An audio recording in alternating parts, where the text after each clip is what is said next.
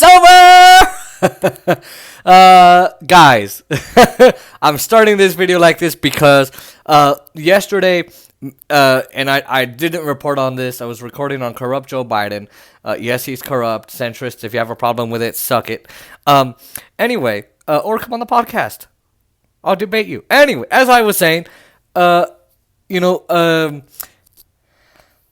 Michigan certified its results. And so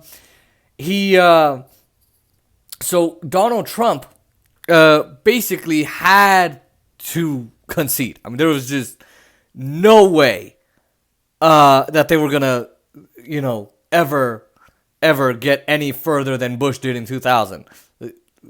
Not at all. His legal team ain't confident.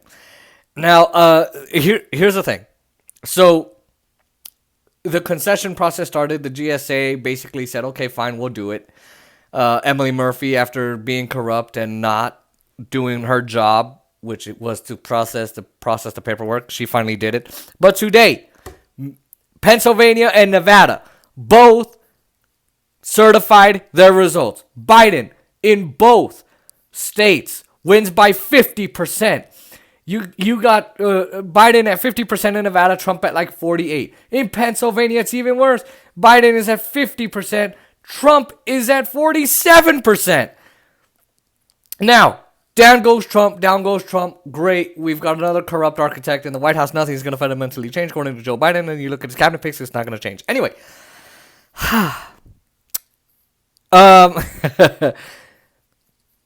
here's the thing. Here's what Trump did to try and thwart the election, kind of trying to get the election results to go his way. First, he said, I'm going to do a marketing ploy, a marketing tactic, and say, we won. And then I'm going to try and get the press to say the same thing and try and bully them so that they say the same thing. That didn't work. Unfortunately, I think with social media, I think the times are a little bit different. I think the press saw that his legal team was not brilliant enough to, not even close, to help him out. So they didn't do it. Now, another thing he tried, let's go to the courts. Let's go to the Supreme Court. Guys, he is like 0-36, I think, or 35. I don't remember. But he's lost almost pretty much every single court case he's ever tried to put up with no evidence. Because he said, well, let's just go into court with no evidence like Bush did, and we'll go and say, oh, well, obviously we deserve to win the election. Now, Democratic judges, of course, said no. But even right-wing Republican judges said, yeah, dude, I can't really do that for you. Like, you need to bring me some evidence. I went over just yesterday that the Trump team was being laughed out of the courts. And this shows. So right-wing Republican judges and Democratic judges were saying, and middle centrist Democratic judges were saying, no, this is not possible. We're not doing this. So Trump obviously can't win those court cases. He loses out. What else does he try? Okay, well now, he tried to say we're going to present evidence on a big day yesterday. Didn't happen.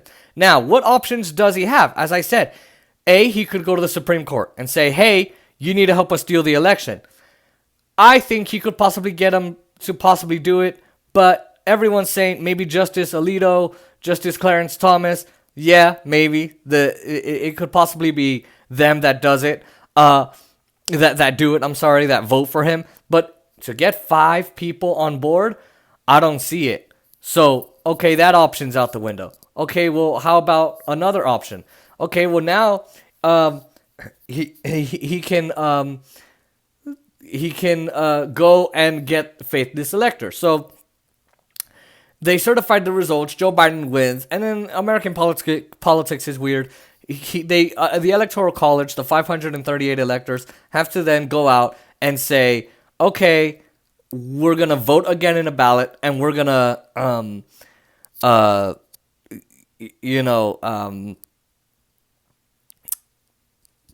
put our actual vote in, the pledged Electoral College voters. Donald Trump could go to the electors and say, hey, why don't you become a faithless elector? Vote for me instead. Even though there's no evidence, just pretty much vote for me instead. Donald Trump needs dozens and dozens and dozens of people to switch over from Biden to Trump. The Biden electors are too many for him. Okay? So that option is out.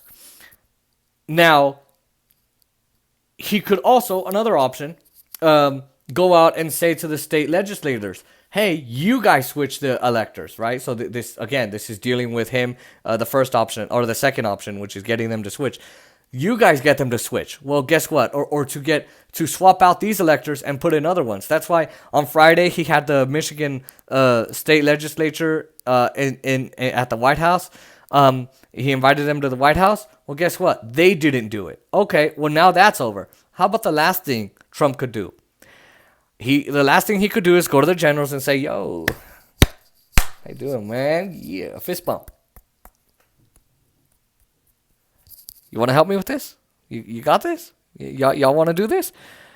Yeah, they're not going to help you. They're not going to roll out tanks for you. They're not going to declare martial law.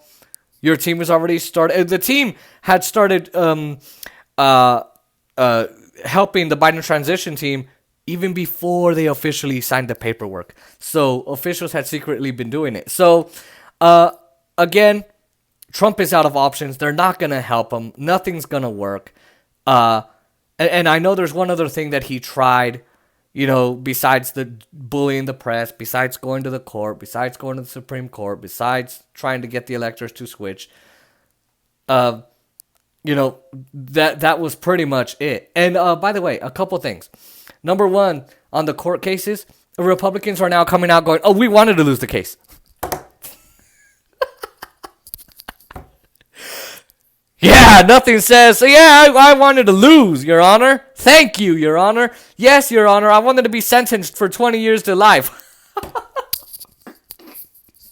Oh, yeah, I don't know about you, but I like to win cases, okay? They're saying that with a straight face. Number two is, they're